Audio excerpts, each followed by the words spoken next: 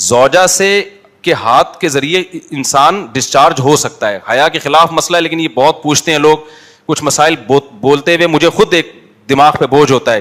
تو زوجہ کے ساتھ تو یہ جائز ہے. اپنے ہاتھ سے اپنی خواہش پوری کرنے کی شریعت میں آپ کو اجازت نہیں ہے. تو آپ خوب سمجھ لو, اللہ تعالیٰ نے مرد کو یہ حکم دیا ہے کہ وہ سوائے شادی کے اس کے پاس اپنی بیوی کے علاوہ اپنی خواہش پوری کرنے کا کوئی راستہ نہیں ہے. اب اللہ آپ کی اس مجبوری کو مجبوری نہیں مانتے کہ ایکچولی میں سفر میں ہوں, میں اسٹڈی کے دوران, تو میں ہینڈ پریکٹس سے اپنی خواہش پوری نہیں کروں گا تو میں ڈپریشن میں جاؤں گا. تو بھائی تو شادی کرنا بیٹھ کے.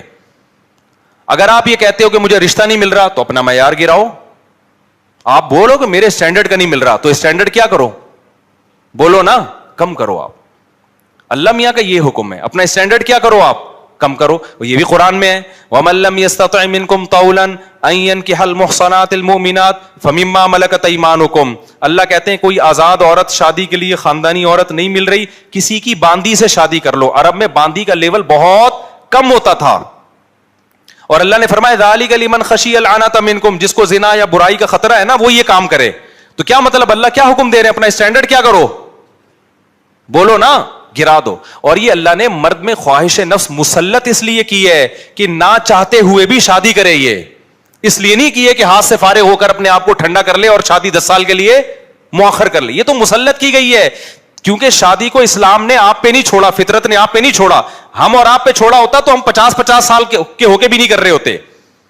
جو کام انسانیت کی بقا کے لیے ضروری تھا نا, اللہ نے وہ ہمارے مشورے پہ نہیں. اللہ چاہتے ہیں کہ نسل بڑھے, تو اس لیے یہ چیز اللہ نے مسلط کر دی ہے کہ لوگوں سے اللہ مشورہ نہیں لیں گے کہ ایکچولی آپ کو کرنی چاہیے کہ نہیں کرنی چاہیے.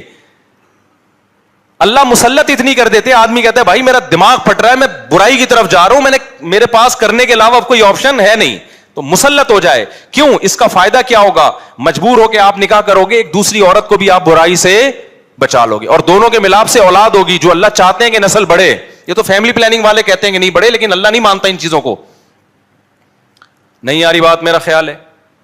تو یہ فطرت نے مسلط کی ہے.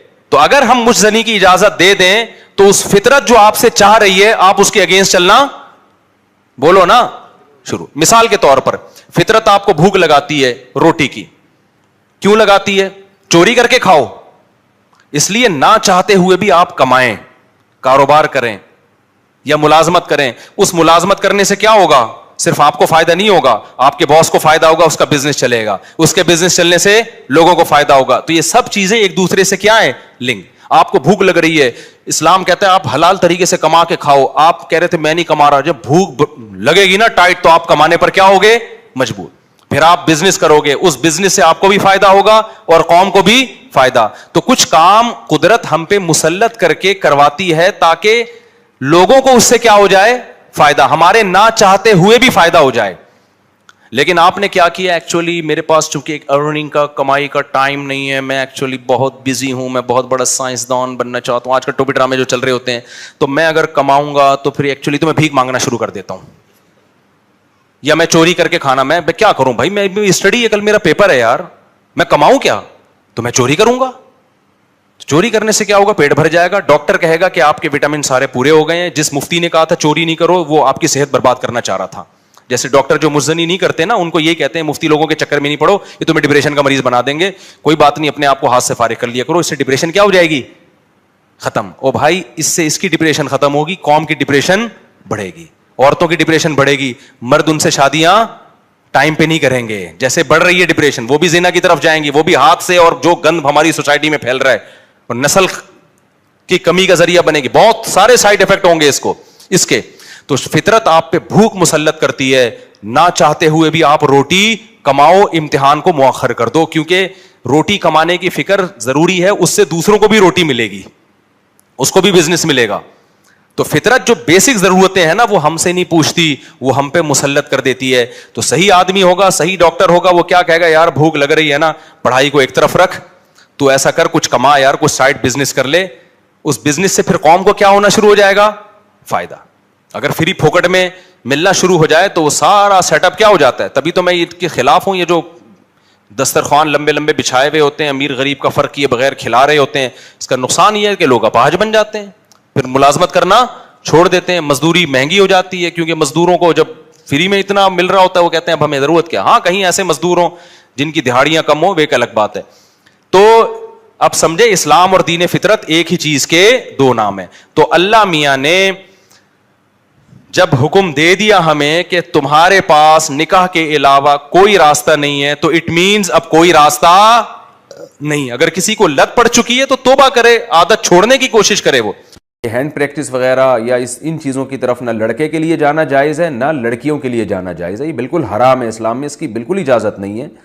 سورہ قد افلح المؤمنون میں بھی اللہ نے حکم دیا, اور سورہ معارج میں بھی کہ الا علی ازواجہم, کہ مرد اپنی بیوی کے علاوہ اور عورت اپنے شوہر کے علاوہ کسی تیسرے راستے سے اپنی خواہش پوری نہیں کر سکتے, نہ ہاتھ کے ذریعے نہ کسی اور ذریعے سے. تو اور حضرت عثمان ابن مظعون رضی اللہ تعالیٰ عنہ, یہ بھی صحیح حدیث ہے, فرماتے ہیں ہم سفر میں ہوتے تھے, بیویوں سے دور ہوتے تھے, تو ہم پہ عورت کی جدائی بہت شاق گزرتی تھی, اپنی شہوت پہ کنٹرول کرنا بہت مشکل تھا. ہم نے نبی سے اجازت مانگی کہ ہم اپنے آپ کو کسی طرح خصی کر دیں, نامرد بنا دیں, تو آپ صلی اللہ علیہ وسلم نے اس سے منع کیا ہمیں.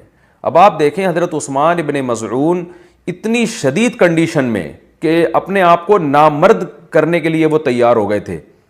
فرمایا, حدیث کے الفاظ ہیں, لو اجازنا لاختصینا, اگر نبی ہمیں پرمیشن دے دیتے تو ہم اپنے آپ کو نامرد کر دیتے, یعنی ہمیشہ کے لیے نامرد ہو جاتے.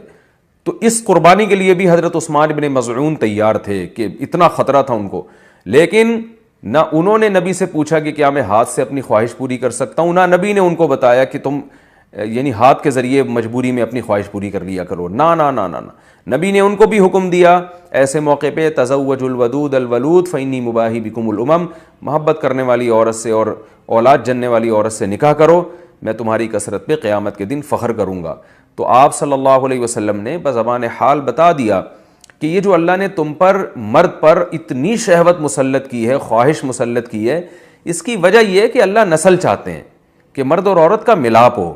تو مرد اور عورت کو ایک دوسرے سے دور رہنے کے لیے پیدا نہیں کیا ہے, ملاپ کے لیے پیدا کیا ہے. تو اس لیے ملاپ کی ایک ناجائز قسم ہے, ایک جائز ہے. ناجائز ہے گرل فرینڈ بوائے فرینڈ, یہ حرام ہے. ولا متخذاتی اخدان, ولا متخذی اخدان قرآن کے الفاظ ہیں, کسی لڑکی سے تمہیں دوستی کی اجازت نہیں ہے.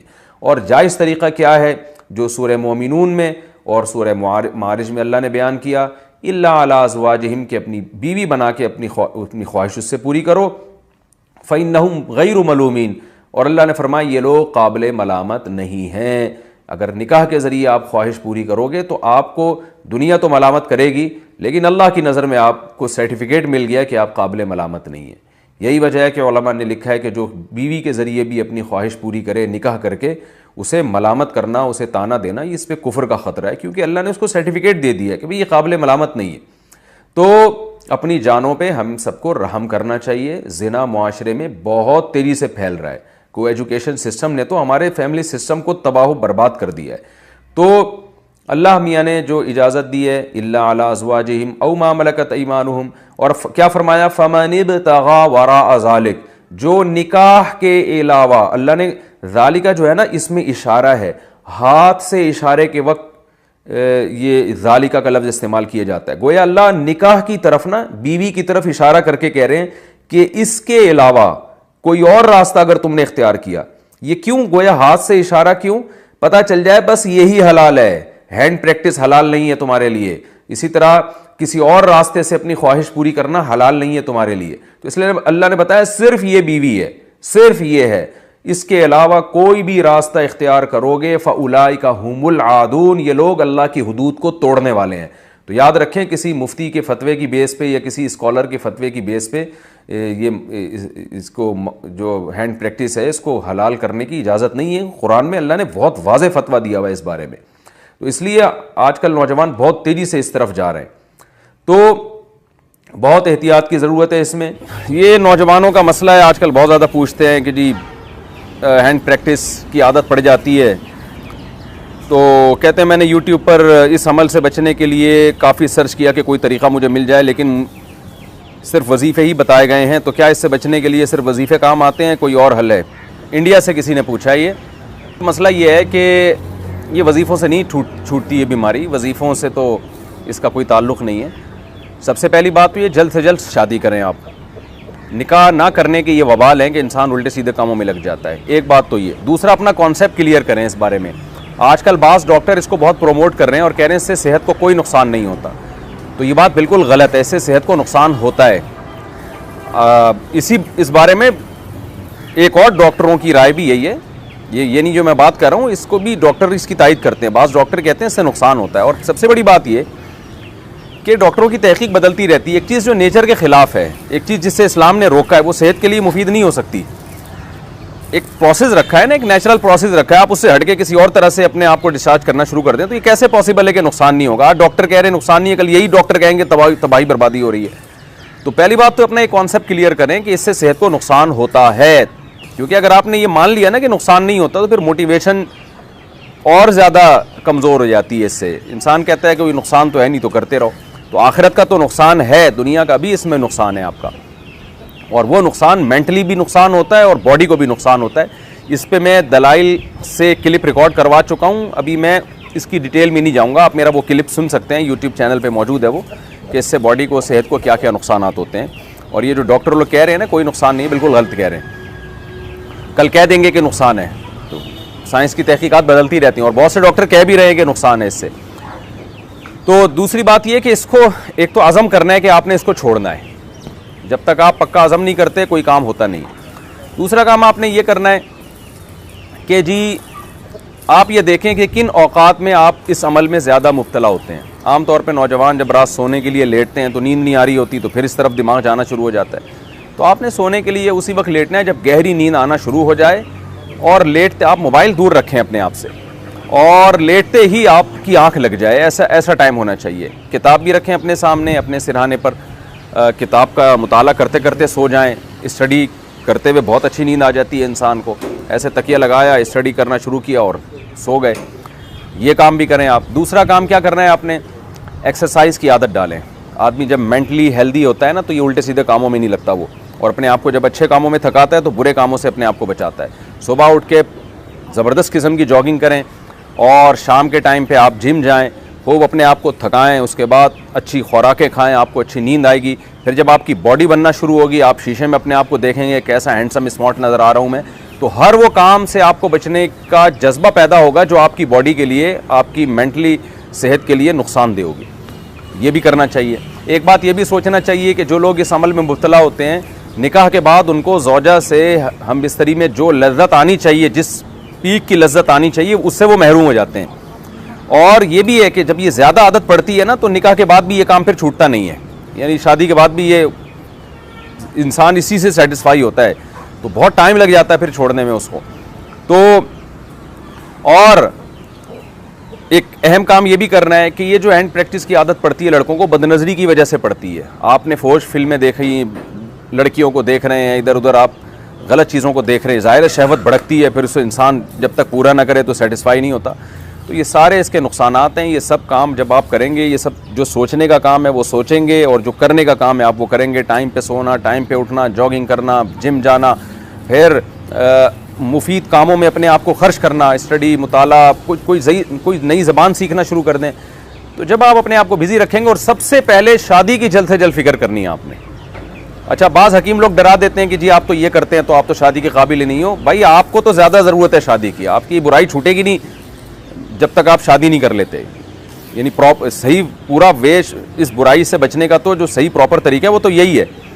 تو یہ سارے راستے آپ اختیار کریں. پھر بھی اگر گناہ ہو جاتا ہے تو اللہ تعالیٰ سے توبہ استغفار کریں.